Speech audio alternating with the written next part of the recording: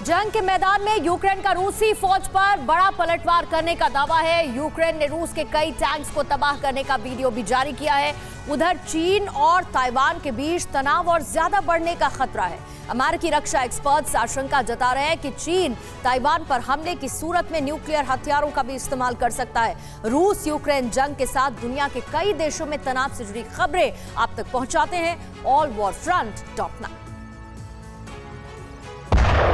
Ukraine के Luhansk इलाके में यूक्रेन की सेना ने एक रेलवे ब्रिज को उड़ा देने का दावा किया है, जिसका इस्तेमाल रूसी सेना आवाजाही के लिए करती आ रही थी। यूक्रेन का दावा है कि उसके हमले में रूसी फौज को भारी नुकसान हुआ है। एक और वीडियो जारी कर यूक्रेन ने दावा किया है कि रशियन आर्मी को पश्चिमी बिलोहोरिविका में रोक दिया गया है। यूक्रेन के दावे के मुताबिक उसके हमले की वजह से रूसी फौज डोनेट्स्क नदी पार नहीं कर पाई। अमेरिका और ब्रिटेन से मिले हथियारों के दम पर यूक्रेन जंग के मैदान में रूस को कड़ी टक्कर दे रहा है। ये विध्वंसक ब्रिमस्टोन मिसाइल सिस्टम है जो यूक्रेन को ब्रिटेन ने दिया है। अब यही हथियार यूक्रेन के लिए बहुत काम आ रहा है। यूक्रेनी सेना ने सिस्टम के जरिए एक साथ कई ताबड़तोड़ मिसाइल रूसी सेना पर दागी और उसकी सैन्य गाड़ियों को तहस नहस कर दिया।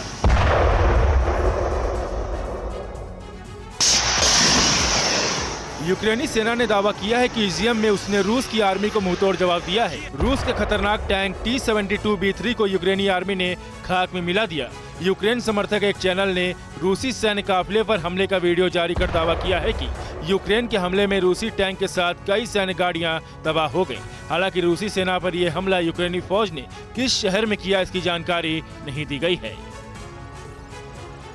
रूस के लिए यूक्रेन में जंग लड़ रहे चेचन फोर्स की सफलता को लेकर कादिरोव के दावे को यूक्रेनी एक्सपर्ट्स और मीडिया ने खारिज कर दिया है। यूक्रेनी मीडिया ने दावा किया है कि रूस की ओर से चेचन कमांडर रमजान कादिरोव को जो टास्क दिया गया था उसको पूरा करने में चेचन लड़ाके नाकाम रहे हैं।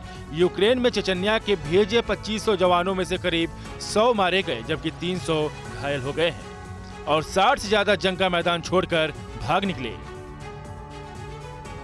वाशिंगटन के centre for a new American security pentagon के पूर्व अधिकारियों ने आशंका जताई है कि चीन ताइवान पर न्यूक्लियर बम गिरा सकता है।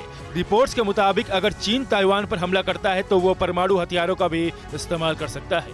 कहा जा रहा है कि यूक्रेन के खिलाफ जंग में रूसी रणनीति के नाकाम होते देख इससे सबक लेते हुए चीन ताइवान पर अपनी रणनीति बना सकता है। ताइवान की सेना ने चीन के संभावित हमले की आशंका को देखते हुए अपनी रणनीति तैयार करनी शुरू कर दी है। ताइवान की सेना का टेबल टॉप वॉर गेम आज से शुरू हो रहा है। ताइवानी सेना का ये सैन्य अभ्यास 5 दिनों तक चलेगा। इस खास सैन्य अभ्यास को 2 चरणों में बांटा गया है।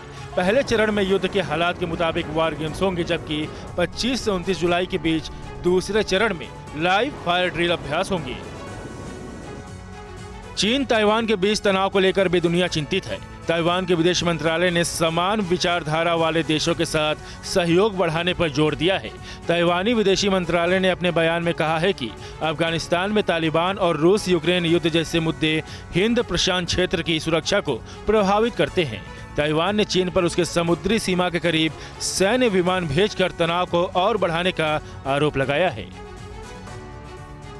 चीन की नौसेना ने अपने दूसरे सबसे बड़े विध्वंसक युद्धपोत टाइप 005 का ल्हासा के समंदर में परीक्षण किया। इस दौरान 005 गाइडेड मिसाइल डिस्ट्रॉयर से दुश्मन के ठिकाने को तबाह करने की क्षमता का टेस्ट किया गया है। इस युद्धपोत पर कम दूरी तक मार करने वाली HQ-10 मिसाइलें और टॉर्पीडो भी तैनात हैं। इसमें पनडुब्बियों को खत्म करने वाले डिकॉय लॉन्चर्स लगे हुए हैं। परवाह देश की, सोमवार से शुक्रवार रात 10 बजे TV9 भारतवर्ष पर।